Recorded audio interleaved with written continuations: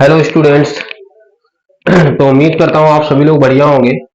आज की इस वीडियो में हम टॉपिक डिस्कस करेंगे हीट कैपेसिटी, जो कि थर्मोडायनामिक्स का ही टॉपिक है। तो हीट कैपेसिटी हेडिंग डालेंगे। ये हीट कैपेसिटी क्या होता है? कैपेसिटी, इसको हम रिप्रेजेंट करते हैं सी से। कहीं कहीं पे सी या सफिक्स में टी लिखा हुआ मिल जाएगा, ठीक है। हीट कैपेसिटी, जब भी आपको ये टर्म सुनाई दे हीट कैपेसिटी, तो ये एक एनर्जी का अमाउंट होता है जो 1 डिग्री सेल्सियस टेम्परेचर को राइज करने के लिए यूज होता है। किसी भी सब्सटेंस का 1 डिग्री सेल्सियस अगर हम टेम्परेचर राइज करेंगे तो जो हमको हीट का अमाउंट रिक्वायर्ड होगा उसी को हम बोलेंगे हीट कैपेसिटी। तो यहां पर अगर लिखना चाहें तो लिख सकते हैं दी अमाउंट ऑफ एनर्जी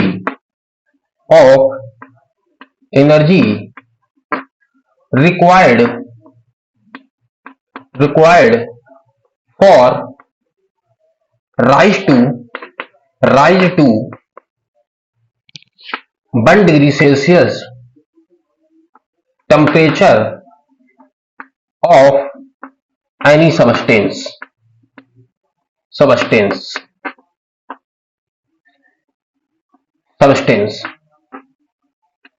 इसकी इक्वेशन अगर लिखना चाहेंगे, या हम सी से रिप्रेजेंट करेंगे या सफिक्स में टी लगा देंगे। इसको क्यू अपॉन डेल्टा टी से, ये इसकी इक्वेशन होती है, ठीक है।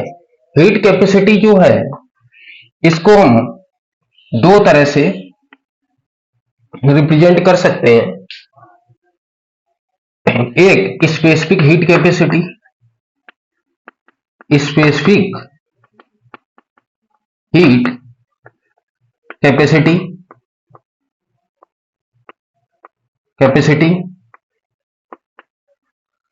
एंड मोलर हीट कैपेसिटी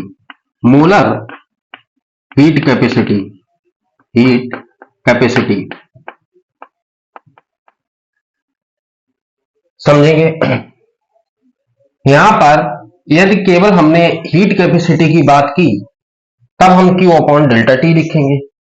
यदि यहां पर अगर मोलर हीट कैपेसिटी की बात करें या हम स्पेसिफिक हीट कैपेसिटी की बात करें तो इसको हम रिप्रेजेंट करेंगे, C लिखेंगे और सफिक्स में S लगा देंगे। तो स्पेसिफिक हीट कैपेसिटी, और इधर हम C और सफिक्स में लगाएंगे M, तो मोलर हीट कैपेसिटी। डिफिनेशन दोनों की अगर लिखना चाहें, यहां पर हमने किसी भी सब्सटेंस का कोई पर्टिकुलर अमाउंट नहीं लिया था। यहां पर कोई भी सब्सटेंस है तो उसका अमाउंट नहीं लिया था। 1 डिग्री टेम्परेचर राइज करने के लिए जो अमाउंट रिक्वायर्ड था उसी को हमने हीट कैपेसिटी बोल दिया था। यदि हम बोले मोलर हीट कैपेसिटी, तब यहां पर ऑफ एनी सब्सटेंस की जगह पर 1 मोल का यूज करेंगे। यदि हमको 1 मोल सब्सटेंस का 1 डिग्री सेल्सियस टेम्परेचर राइज करने के लिए जो अमाउंट चाहिए उसको बोल देंगे हम मोलर हीट कैपेसिटी, जब 1 मोल की बात करेंगे।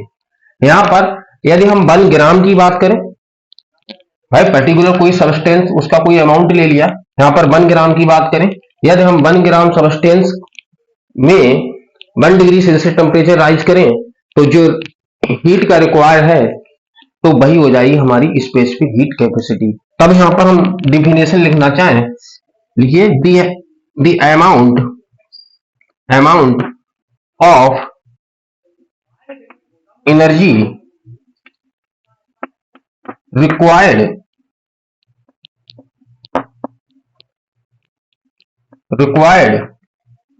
To raise 1 degree Celsius temperature of 1 gram substance is called, CS मैंने लिख दिया, मतलब स्पेसिफिक हीट कैपेसिटी। एनर्जी बोलें या फिर हम इसको हीट बोल सकते हैं, हीट भी लिख सकते हैं। The amount of heat required raise to 1 degree Celsius temperature, ठीक है ना। यहां पर भी लिख सकते हैं, क्या हो जाएगा, दी अमाउंट ऑफ हीट लिखें या एनर्जी लिखें,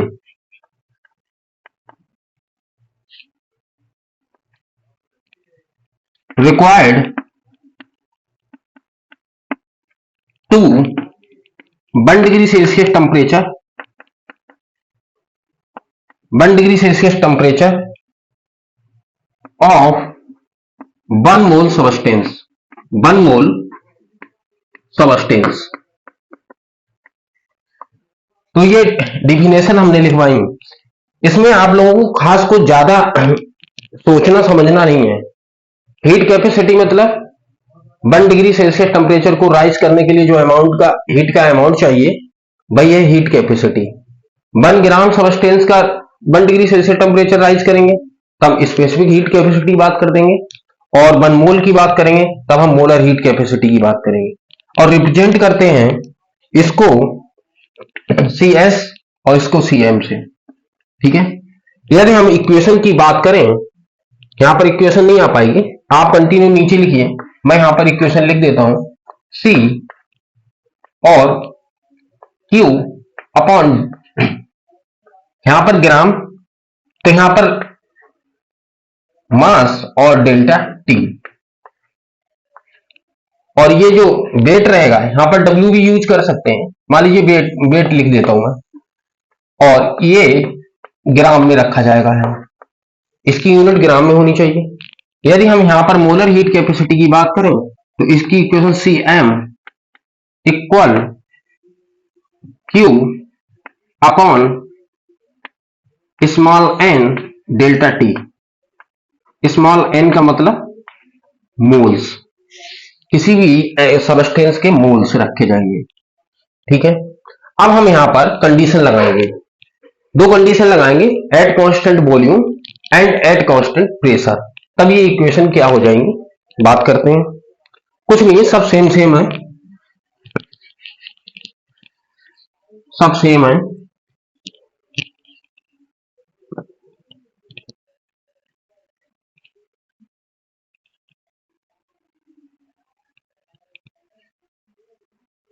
चलिए देखिए, ये CT मतलब हीट कैपेसिटी, और यहां पर हम लिख देते हैं CM मतलब मोलर हीट कैपेसिटी, और ये CS स्पेसिफिक हीट कैपेसिटी, और यहां से दो कंडीशन लगाएंगे,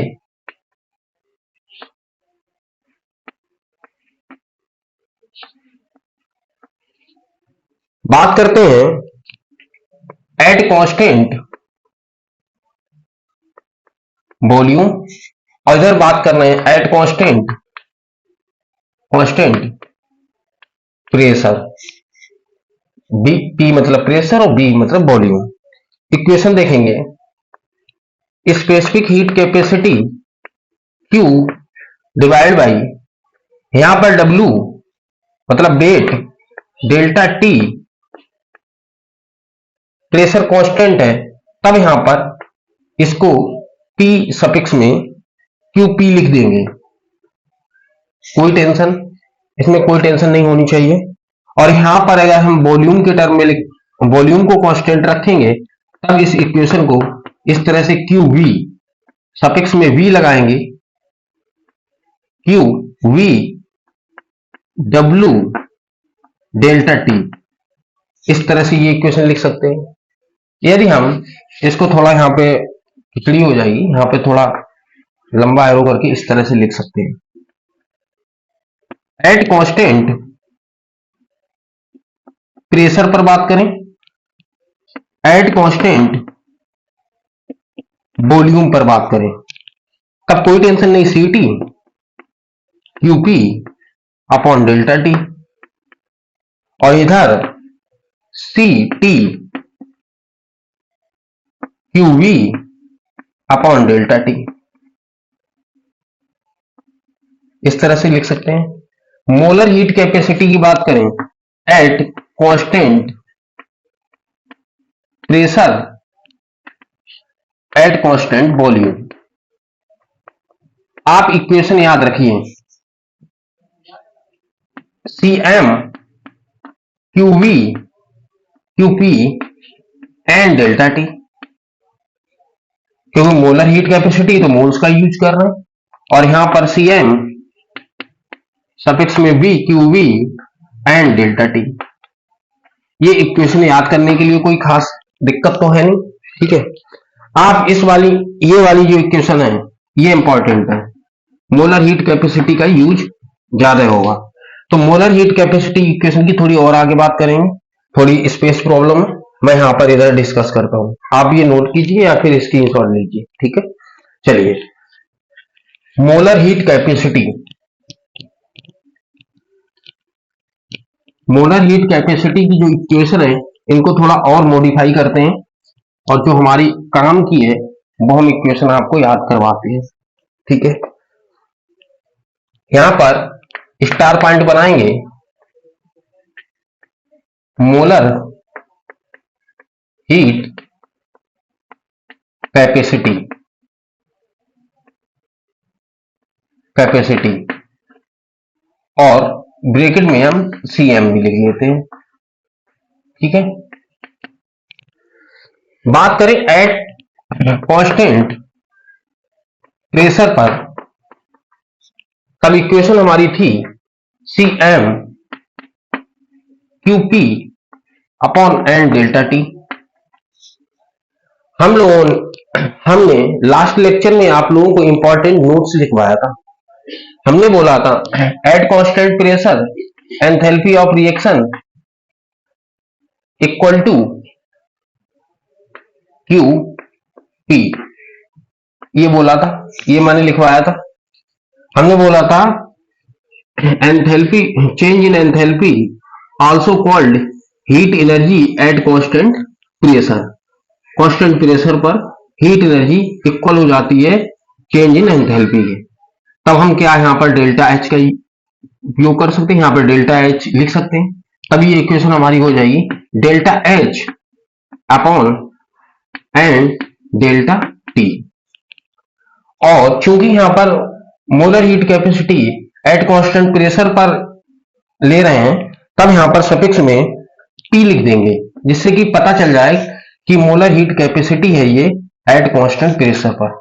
तब इस तरह से ये वाली इक्वेशन आपको याद करना है, ये वाली इक्वेशन ये याद करिए, ठीक है। सेकंड देख लेते हैं, एट कांस्टेंट वॉल्यूम पर बात करें। At constant volume CP, sorry CV, volume constant रखेंगे तो सीवी लिख देंगे, और क्यूवी एंड डेल्टा टी। ये इक्वेशन अभी हमने पढ़ी, अभी थोड़ी देर पहले, और हमने आप लोगों को लास्ट क्लास में इंपॉर्टेंट नोट्स लिखवाया था। मैंने बोला था change in internal energy equal heat energy at constant volume, ये नोट्स लिखा हुआ होगा, इंपॉर्टेंट नोट्स में बोला था याद रखना। और यहां पर हम लिख सकते हैं change in internal energy divide by n delta T. तो ये दोनों इक्वेशन इस तरह से आपको याद करनी है, ये इक्वेशन काम में आ जाएंगी, ठीक है।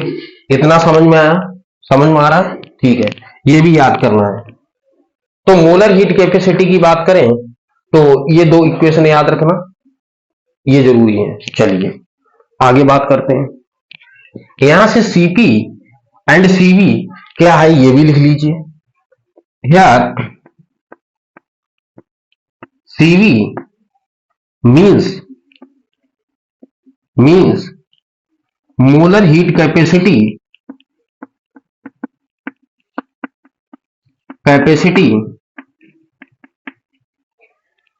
Molar heat capacity at constant volume, और Cp means molar heat capacity at constant pressure आपको ना दिखाई दे रहा हो तो हम बोल रहे हैं प्रेशर, यहां पर लिखा हुआ है प्रेशर। इसमें से और कोई अननोन टर्म नहीं है, ये एब्सोल्यूट टेम्परेचर है, चेंज इन इंटरनल एनर्जी है, और बाकी आप सारे टर्म्स जानते हैं। ठीक है, चलिए आगे बात करते हैं। स्टार पॉइंट आएगा,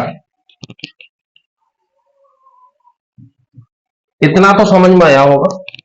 heat capacity, molar heat capacity, specific heat capacity, कुछ भी नहीं, थोड़ा थोड़ा डिफरेंस है, बाकी सब इक्वेशन सेम है और थोड़ा अमाउंट को लेके है बस, और कुछ नहीं है, डिफरेंस कुछ भी नहीं है। चलिए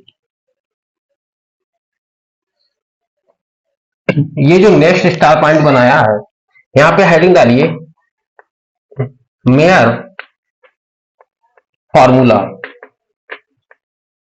मेयर फॉर्मूला ये यूज होने वाला है, तो यहां पर ये मेयर फार्मूला आप ये ना देखिए डेरिवेशन, डेरिवेशन से आप लोगों को कोई लेना देना नहीं, आप लोग इक्वेशन आपको पता होनी चाहिए।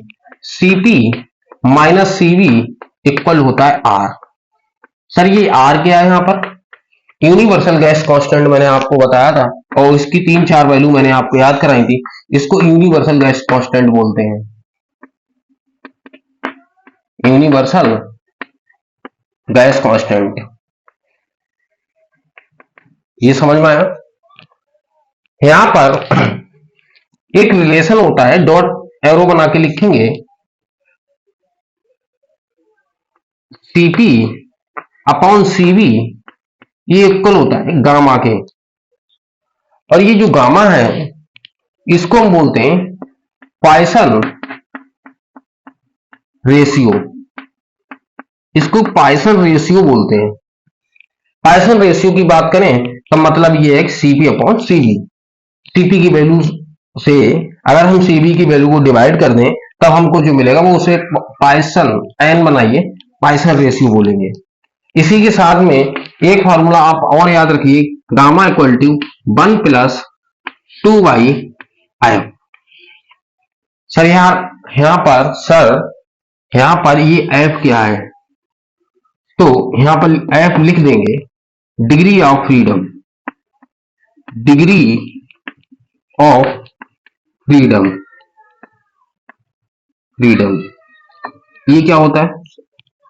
देखिए कोई भी गैसेस मॉलिक्यूल्स है 3D स्पेस में, वो कितने तरह से घूम सकता है, रोटेट कर सकता है, फ्री तरह से, पूरी तरह से फ्री हो, तब उसको बोलते हैं डिग्री ऑफ फ्रीडम।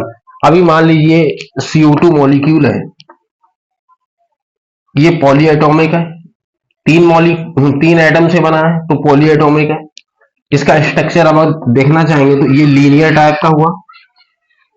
तो ये 3D स्पेस में, अपनी 3D स्पेस में 3 एक्सिस होते हैं एक्स वाई जेड, ये एक्स वाई जेड में कितने तरह से घूम सकता है, रोटेट कर सकता है, इसी को बोलते हैं डिग्री ऑफ फ्रीडम। किसी भी मॉलिक्यूल्स की डिग्री ऑफ फ्रीडम क्या होती है? ये प्रत्येक गैस के लिए, वो डाई एटॉमिक है, मोनो एटॉमिक है, ट्राई एटॉमिक, पॉली एटॉमिक है, उसके लिए सबकी वैल्यू डिग्री ऑफ फ्रीडम की फिक्स होती है। मैं आपको एक टेबल बनवाता हूं, वो टेबल पे बात करते हैं। ठीक है, ये आप दोनों फार्मूला याद रखिए, पॉइसन रेशियो के ही है। ठीक है, चलिए टेबल बनवाते हैं, ये आप स्क्रीनशॉट ले लीजिए मेरा फार्मूला। चलिए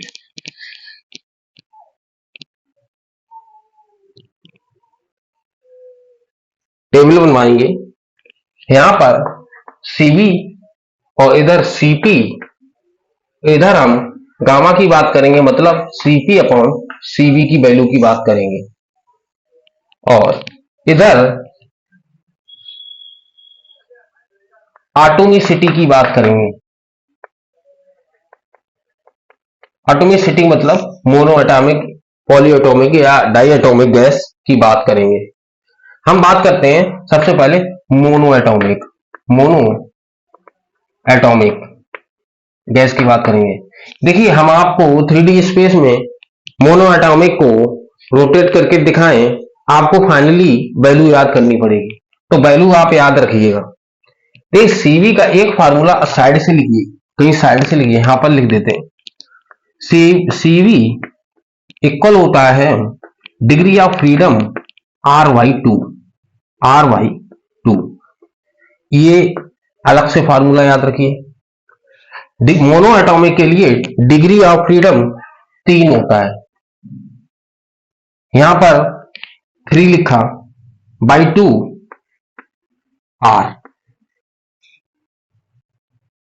यहां पर 2R प्लस कर देंगे, 2R प्लस कर देंगे। और ऐसा मोनो एटॉमिक हो, डाई एटॉमिक हो, ट्राई एटॉमिक हो, पॉली एटॉमिक हो, सब में क्या करेंगे, सीपी की वैल्यू निकालने के लिए सीपी की वैल्यू में प्लस 2R कर देंगे।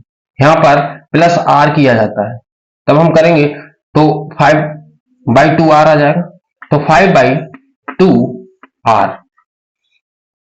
वैल्यू आ गई। ठीक है, अभी सीपी अपॉन सीबी करेंगे, तब इस वैल्यू को देखेंगे तो ये वैल्यू आएगी 5/3।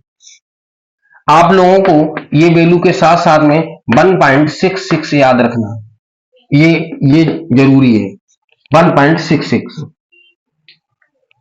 ये फार्मूला हटाते हैं हम यहां से, ये अभी इसको आगे यूज में लेंगे। ठीक है, बात करते हैं डाई एटॉमिक गैस की। डाई एटॉमिक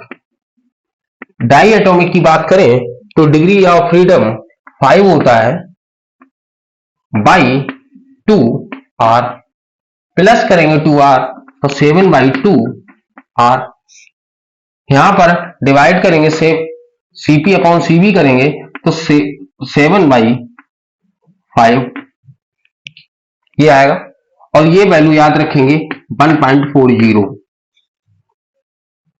गामा की वैल्यू या Poisson ratio mono atomic, tri atomic, di atomic gas को देख के आप लोग ये वैल्यू याद रखिएगा, ये वैल्यू हम पुट करेंगे। ठीक है, न्यूमेरिकल्स में। इधर आइए, यहां पर एक बात समझिए,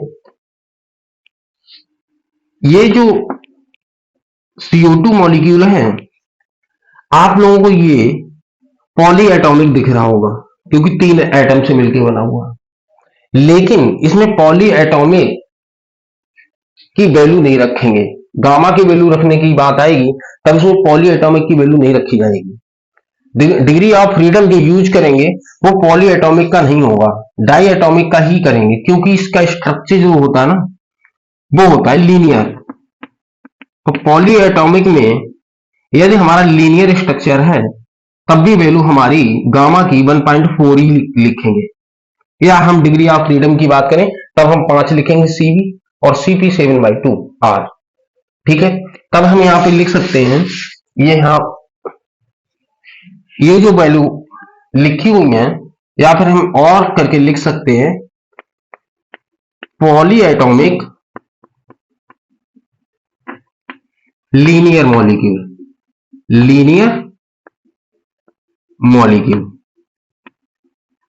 ठीक है, लीनियर SO2 देख लीजिए, ये पॉलीएटॉमिक है, इसका स्ट्रक्चर लीनियर है, तो जो लीनियर पॉलीएटॉमिक में जो लीनियर मॉलिक्यूल्स आएंगे उनकी भी वैल्यू या पॉइसन रेशियो 1.4 ही पुट करेंगे।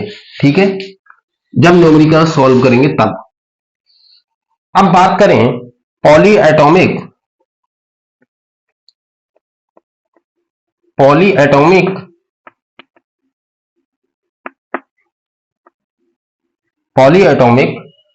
नॉन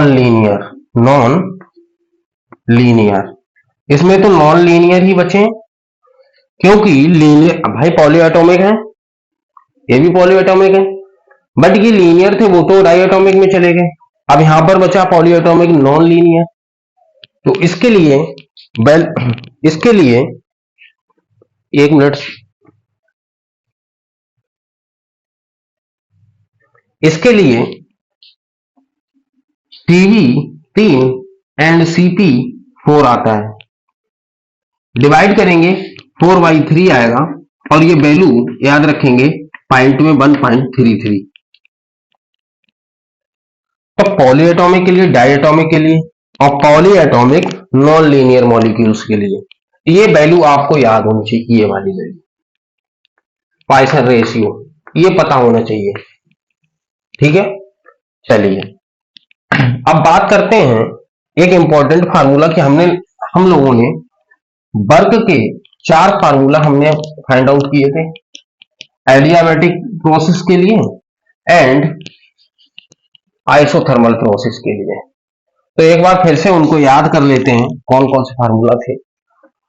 वर्क की बात करें, हम एडियाबैटिक प्रोसेस के लिए बात कर रहे हैं। एडियाबैटिक प्रोसेस, यहां से हमने बोला था हम हमेशा एक्सपेंशन की बात करेंगे, कंप्रेशन की बात ही नहीं करेंगे। एक्सपेंशन में किसी भी सिस्टम में एक्सपेंशन होगा उसमें वर्क निगेटिव में आता है, तब एक्सपेंशन की बात किए थे और कंडीशन थी 2 रिवर्सिबल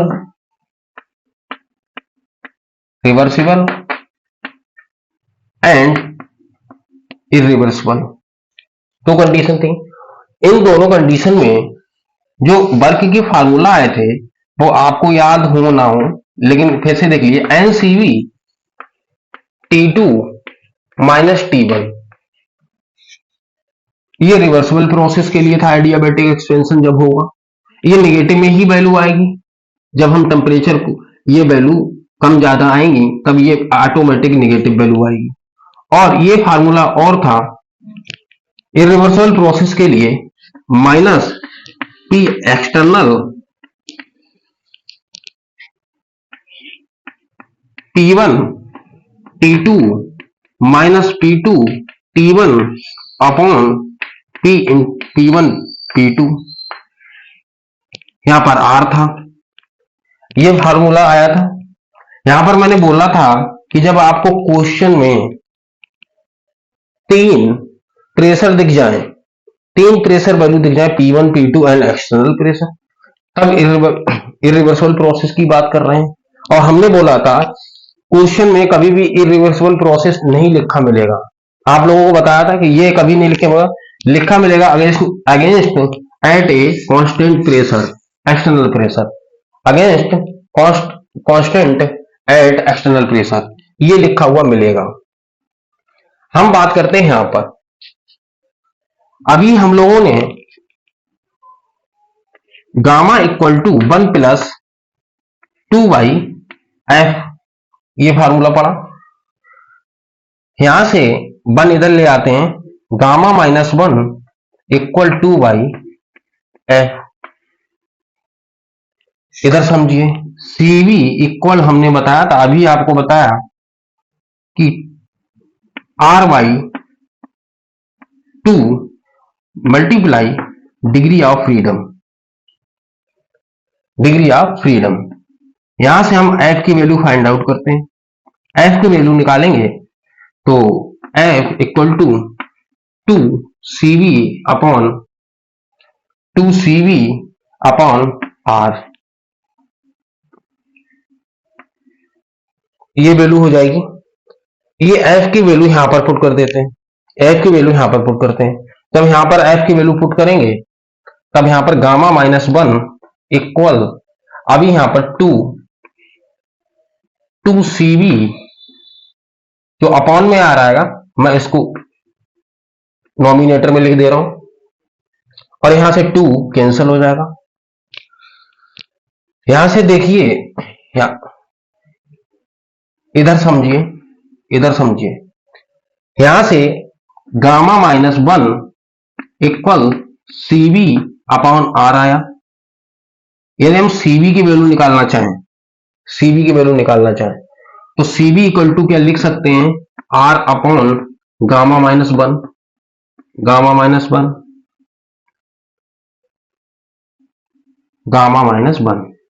ये लिख सकते हैं। यहां पर R upon gamma minus 1 CV की जगह पर यहां पर रखा था, तो हमने ये और करके फार्मूला लिखवाया था। हमने बोला था, अभी अब आप याद कर लीजिए, जब हम हीट कैपेसिटी पर आएंगे तब ये हम आपको बताएंगे। तब यहां पर ये आ गया W n R gamma minus 1 T2 minus T1, ये आया समझ में।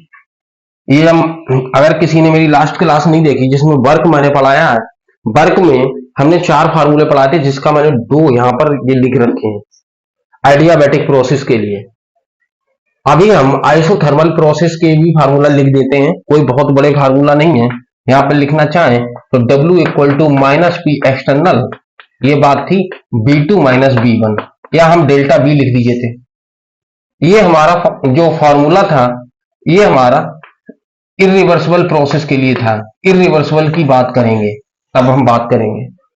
और यहां पर एक और फॉर्मूला था W, लॉग के टर्म में लिखें माइनस 2.303 NR लॉग B2, अगर वॉल्यूम के टर्म में लिखना है B2 अपॉन B1, या हम प्रेशर के टर्म में लिखना चाहें तो P1 अपॉन P2, कंसंट्रेशन के भी टर्म में लिखना था C1 अपॉन C2। आप लोगों को ये 2 रिलेशन याद रखने, P2 प्रेशर के टर्म में या वॉल्यूम के टर्म में। ये 2 फार्मूला आइसोथर्मल प्रोसेस के लिए थे, और यहां पर कंडीशन थी ये रिवर्सिबल, ये रिवर्सिबल। हमने बोला था क्वेश्चन में रिवर्सिबल तो लिख के देगा, तब आप इसके बारे में सोचेंगे। यदि इरिवर्सिबल की बात करेगा नहीं क्वेश्चन में, against a constant external pressure की बात करेगा, तब आप इसके बारे में सोचेंगे आइसोथर्मल प्रोसेस में। अभी आपको किसी क्वेश्चन में लिखा दिखाई देगा, हमारे किसी क्वेश्चन में वर्क फाइंड आउट करवा रहा है कोई क्वेश्चन में, और उसमें मोनो या डाई एटॉमिक शब्द का यूज कर दिया, गैस का मोनो एटॉमिक या डाई एटॉमिक ट्राई एटॉमिक है। बिल्कुल सोचना नहीं है कि कौन सा फार्मूला लगाएं, इसमें कौन सा फार्मूला लगेगा, जिसमें ये गामा की वैल्यू आई होगी वो लगेगा। ये जो वर्क के 4 फार्मूला लिखे हुए हैं, ये देखिए, यहां पर देखिए, और एक ये और एक ये, नहीं दिख रहा हो तो मैं मार्क कर देता हूं, 1 और ये 2, ये यहां पर 3 और ये यहां पर 4। आप लोगों को देखिए क्वेश्चन क्या होता है, क्वेश्चन तो बहुत आसान होता है, बच्चे फर्स्ट कहां पे जाते हैं, पता भी होता है, पढ़ाई भी बहुत करते हैं, याद भी होता है, सब कुछ पता होता है, फिर भी क्वेश्चन नहीं कर पाते हैं, क्वेश्चन सॉल्व करने से डर भी लगता है। प्रॉब्लम ये है कि क्वेश्चन पढ़ते हैं तब बच्चे ये नहीं समझ पाते कि इस क्वेश्चन में हमको फार्मूला कौन सा यूज करना है। जब आपको ठीक से फार्मूला लगाना ही नहीं पता कि कौन सा लगेगा इसमें, तब आप क्वेश्चन सॉल्व कर ही नहीं पाएंगे। ये प्रॉब्लम हमारे आगे भी थी, यही समस्या मेरे आगे भी थी। जिस समस्याओं से गुजर के हम आए, हमें वो पता है कि नीट में क्वेश्चन सॉल्व क्यों नहीं कर पा रहे हैं केमिस्ट्री में। यहां पर हम इसीलिए कोई भी टर्म अननोन नहीं छोड़ते हैं। यहां पर लॉग आया था, अभी मैंने पूरी लॉग की पूरी एक क्लास बना के डाली यूट्यूब पे कि आप लॉग को कैसे फाइंड आउट करेंगे। देखिए फिजिक्स केमिस्ट्री जो नीट के लिए आवश्यक है, हमने वो लॉग की वैल्यू निकालना आपको सिखा दिया। उतनी अगर आप सीख जाएंगे, आपका काम चल जाएगा, आपको मैथमेटिक्स नहीं पढ़नी है ना। तो अपने काम भर के लिए मैंने ये लॉग की वैल्यू निकालना सिखाया आप लोगों को। गामा की बात करें तो अभी मैंने 3 वैल्यू लिखवाई थी, मोनो, ट्राई और डाई एटॉमिक के लिए, जो पॉली एटॉमिक के लिए बताई थी ये वैल्यू, और बोला भी था कि मैंने पॉइंट में ज्यादा याद रखिए, ये मोनो एटॉमिक के लिए था और ये डाई एटॉमिक के लिए थी, और 1.33 ये नॉन लीनियर पॉली एटॉमिक के लिए वैल्यू थे, गामा की वैल्यू। अभी किसी क्वेश्चन में पॉली एटॉमिक या डाई एटॉमिक टर्म का यूज करता है किसी क्वेश्चन में, और वर्क फाइंड आउट करवा, आप सोचना ही नहीं, ये वाला फार्मूला लग जाएगा उसमें। क्यों लग जाएगा? क्योंकि यहाँ पर डाई ट्राई की बात कर रहा है, तो यहीं पे यही गामा इसी में आया हुआ, बाकी किसी में गामा तो है नहीं। गामा दिखाई दे रहा? बिल्कुल नहीं दिखाई दे रहा। तो ये आपको कंफर्म होना चाहिए कि हमको वर्क का फार्मूला कौन सा यूज करना है। ठीक है, इतना समझ में आया हो बच्चों? चलिए आगे बात करते हैं। इतना समझ में आया? ठीक है।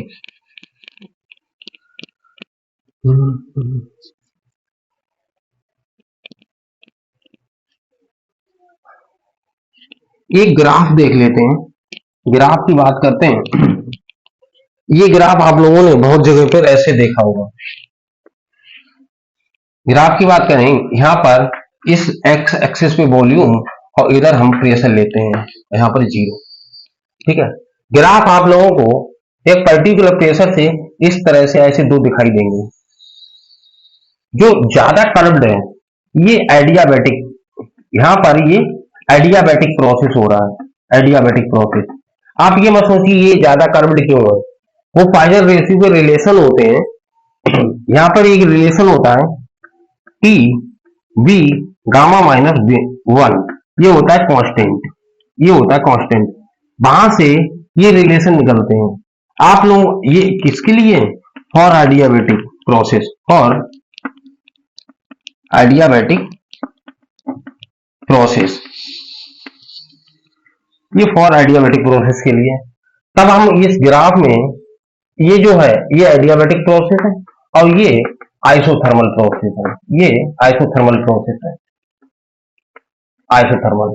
ठीक है, आप ये ग्राफ इतना सा याद रखिए, जो ज्यादा कर्व्ड है वो एडियाबेटिक रहेगा और जो थोड़ा कम कर्व्ड है उसको हम आइसोथर्मल ग्राफ बोलते हैं। आप इतना याद रखिए। बाकी इसके बारे में नेक्स्ट क्लास जब हम पढ़ाएंगे, नेक्स्ट क्लास हमारी रहेगी जूल थॉमसन इफेक्ट।